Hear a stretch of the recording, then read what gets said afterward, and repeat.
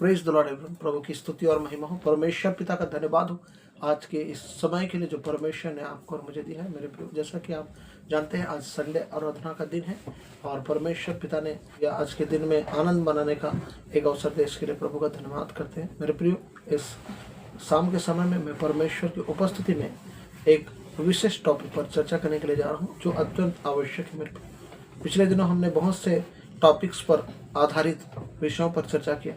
आज भी हम एक इम्पोर्टेंट विषय पर चर्चा करने जा रहे हैं। हालेलुया। जो टॉपिक जो विषय है वह है पवित्र आत्मा के 9 वरदान। मेरे प्रिय, हालेलुया। मैं आपको इतना स्पष्ट कर देना चाहूँगा कि परमेश्वर के आत्मा में 9 वरदान होते हैं जैसा कि बाइबल प्रमाणीकरण करती है। हालेलुया। हम देखते हैं 1 कुरिन्थियों 12 अध्याय उसका 8 से लेकर के 11 पद को अगर हम पढ़ें मेरे प्रिय, वहाँ पर 9 वरदानों के विषय में लिखा हुआ है और 9 वरदान इस श्रेणी में है। पहले बताते हैं इस तरह से कि किसी को, यहाँ पर लिखा हुआ है, बुद्धि का वचन, और किसी को ज्ञान की बातें, और किसी को विश्वास, और किसी को चंगाई का, और किसी को अद्भुत कार्य करने का वरदान।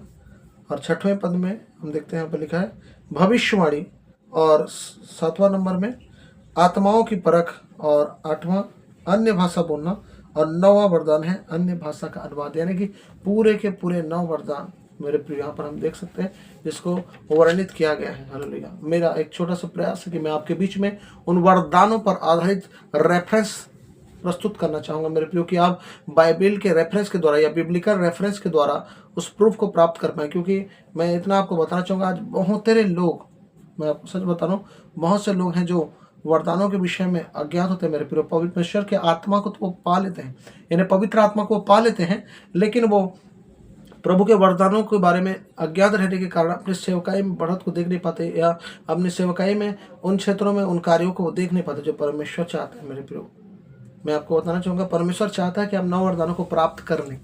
हालेलुया। और उसके विषय में अगर आपका परिचय ही नहीं होगा तो आप कैसे पहचानेंगे? हालेलुया। क्योंकि अभी वर्तमान 9 वरदानों के विषय में बहुत सी जगहों में चर्चाएं की जा रही है। मेरे प्रियो, कहेंगे ध्यान से सुनेंगे। फर्स्ट हम देखते हैं वरदान, पहला वरदान है वर्ड ऑफ विजडम, जिसको बुद्धि का वचन कहा जाता है। हालेलुया। बुद्धि का वचन का वरदान। और हम मत्ती रचित सुसमाचार 22 अध्याय उसके 21 पद को यहाँ पर हम देखते हैं। वहाँ पर एक पद लिखा है, यीशु मसीह ने कहा जो कैसर का है वो कैसर को, जो परमेश्वर का है परमेश्वर को दो। क्योंकि यहूदी जो थे, जो डाह कर रहे थे यीशु के लिए, उसके पास आए वो उसको परखने के लिए, और वहाँ पर हम देख सकते हैं कि यीशु मसीह को उन्होंने कहा कि हम कर दे या ना दे कैसर को।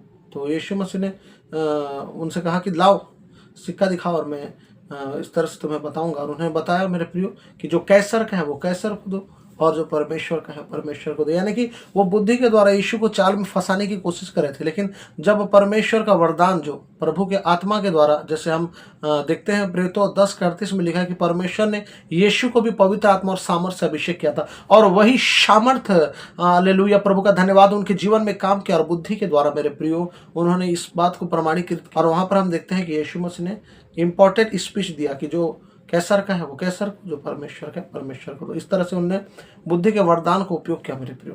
हालेलुया।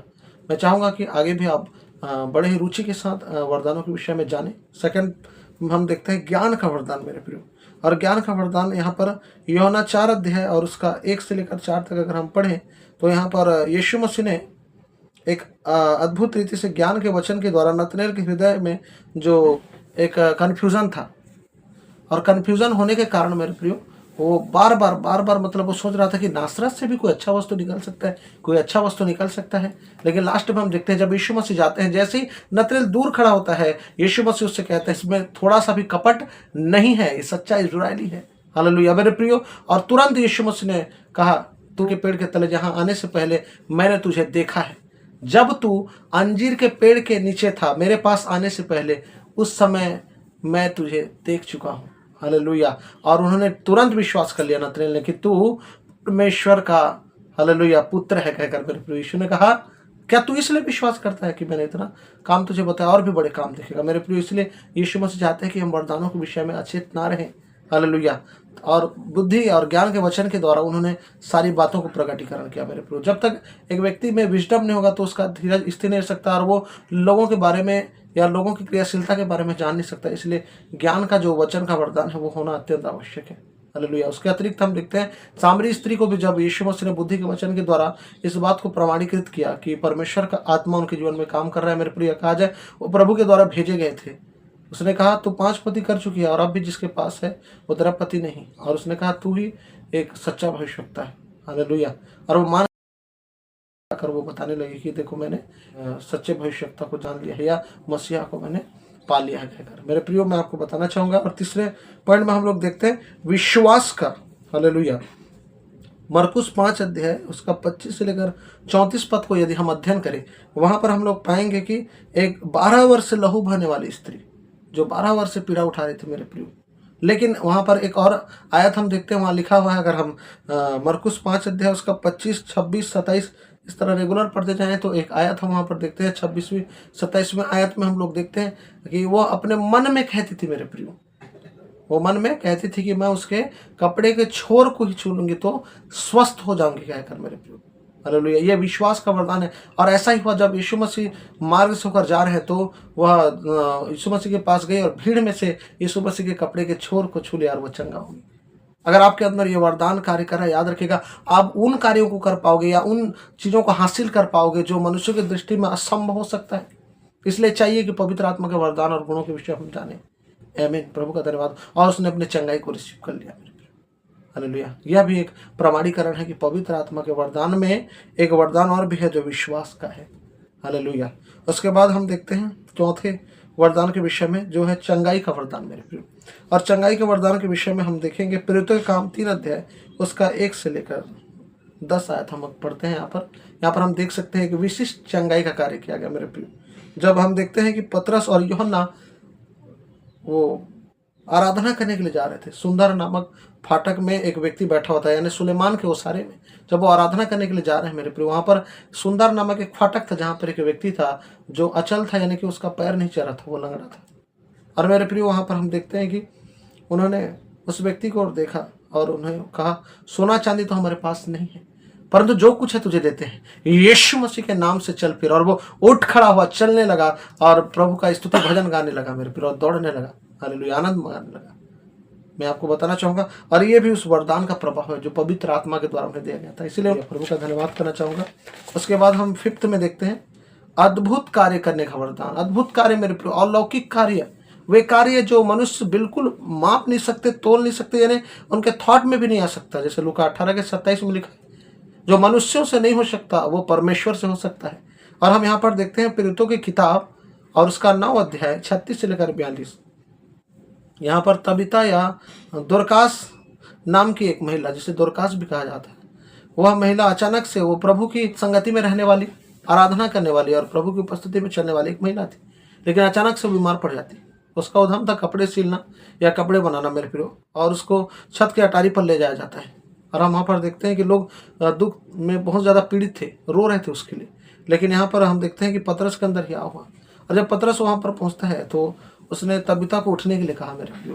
हालेलुया। असंभव, एक व्यक्ति जब मर जाता है उसका फिर से जीवित होना, हालेलुया, मानविक दृष्टि से हम असंभव मान सकते, लेकिन पवित्र आत्मा असंभव को भी संभव कर सकते हैं मेरे प्रियो। और तबिता को उठने के लिए कहा गया, और बाइबल बताती है कि तबिता यानी दोरकास जो मर गई थी वो फिर से चंगी हो गई, यानी फिर से जीवित हो गई है। अगर वो परमेश्वर के आशीष से, वो वरदान पवित्र आत्मा के द्वारा हमारे अंदर हैं, तो मेरे प्रियो हम इन कार्यों को अपने जीवन में देख सकते हैं, लोगों के जीवन में देख सकते हैं। और इस टॉपिक को हम चर्चा कर रहे हैं। हालेलुया। प्रभु का धन्यवाद, इसलिए कि हमारा जीवन मेरे प्रियो प्रभु के द्वारा और ज़्यादा आत्मिक क्षेत्र में उन्नत हो, हर चीज़ों में हम बढ़े। देखते हैं 6वें पॉइंट में हम लोग देखते हैं भविष्यवाणी का वरदान।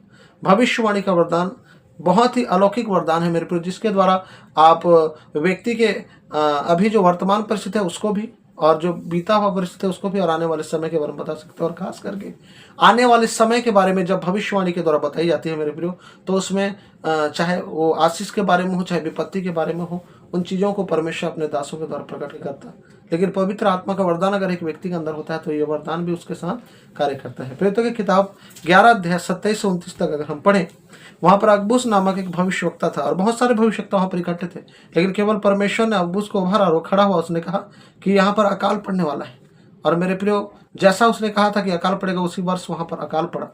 हालेलुया। मैं आपको बताना चाहूँगा परमेश्वर के द्वारा बोली गई कोई भी भविष्यवाणी तुच्छ नहीं है मेरे प्रियो। जैसा बोला गया है आत्मा की ओर से वैसा पूरा होता है और वो बातें घटित हुई। और आप पढ़ सकते हैं प्रेरितों 11 उसका 27-29 पद, वहाँ पर पूरा स्पष्ट लिखा हुआ है। जैसा उन्होंने कहा था काल पड़ेगा, काल हुआ। आज भी बहुत से प्रभु के दासों को परमेश्वर उभारते हैं, बहुत से प्रोफेट्स, बहुत से अपोस्टल्स, प्रेरित भविष्यवक्ता जब सेवकाई में आते हैं और परमेश्वर जब आत्मा के द्वारा उन्हें नियंत्रित करता है तो बहुत सी बातें, बहुत सी परमेश्वर की वाणियों को वो लेकर आता है मेरे प्रभु। उससे तुच्छ नहीं जानना है। हालेलुया, प्रभु का धन्यवाद हो। तो भविष्यवाणी भी एक अलौकिक वरदानों में से एक है। हालेलुया। और हम देखते हैं 7वां नंबर वरदान जो आत्माओं की परख का वरदान है मेरे प्रियो। आत्माओं को परखना, बाइबल में कहा हर एक आत्मा की प्रतिनिधि ना करो परंतु आत्मा को परखो। आप जान पाएंगे आत्मा के परख का वरदान अगर आपके अंदर होगा कि वो सेकंड पर्सन के अंदर कौन सा आत्मा है, आप तो उसको महसूस कर पाएंगे। हालेलुया। उसके बातचीत के द्वारा, उसके आव भाव के द्वारा आप उसे महसूस कर पाएंगे यदि परमेश्वर का आत्मा आपके जीवन में काम करते हैं। बाइबल में एक घटना है प्रेरितों की किताब 16 अध्याय उसके 16 से 18 पद में अगर हम देखें, एक महिला होती है जो पौलुस और सिलास जब भी उस मार्ग से गुजरते थे तो बोलते थे देखो ये परमेश्वर के राज्य का सुसमाचार सुनाने के लिए निकले हुए, हमें परमेश्वर के राज्य का सुसमाचार सुनाते। उसमें भावी कहने वाली आत्मा थी, है ना। मतलब भावी मतलब थोड़ा बहुत ताल मटोल करके कुछ बातें बताना, ये भविष्यवाणी का आत्मा नहीं होता। भावी बताना मतलब अनुमानित चीज़ों को बताना जिसमें 100% सब सच हो ऐसा नहीं होता, उसमें मिलावट होता है मेरे प्रियो। लेकिन हम देखते हैं उसके अंदर दुष्ट आत्मा था जो भविष्यवाणी करते हैं, सांप का आत्मा था। हालेलुया, जो जादू टोने पर आधारित होता है। और वहाँ पर हम देखते हैं कि एक दिन पौलुस फिर कर आया और बहुत दुखित हुआ और उस दुष्ट आत्मा से कहा, दुष्ट आत्मा मैं तुझे आज्ञा देता हूँ इस महिला के शरीर से बाहर निकल जाए। यानी कि उसने आत्मा को परख लिया। बाकी लोग सोच रहे थे ये अच्छा व्यक्ति है, ये बहुत अच्छा चीज़ों को बता रहा है ना, भविष्यवाणी करके बता रहा है, हमारे जीवन के बारे में बता रहा है, जो हस्तरेखा देखा जाता है, कुंडलियाँ पड़ी जाती है, ये सब चीज़ें, ये सब इन चीज़ों से आधारित है मेरे प्रभु, सच बता रहा हूँ आपको। और उन्हीं चीज़ों को वो कर रही थी। इस कारण से हम लोग देख रहे हैं कि उन्होंने उस आत्मा को परखा और उस आत्मा को निकलने के लिए आज्ञा दी। मैं आपको बताना चाहूँगा अगर आत्मा की परख का वरदान आपके अंदर है, discerning spirit, the gift of discerning spirit भी कहा जाता है, तो आप परख पाओगे कि कौन सा आत्मा कैसा है। 8वां हम लोग देखते हैं अन्य भाषा बोलने का वरदान। हालेलुया, जो विवादित है आज हालेलुया हमारे बीच में।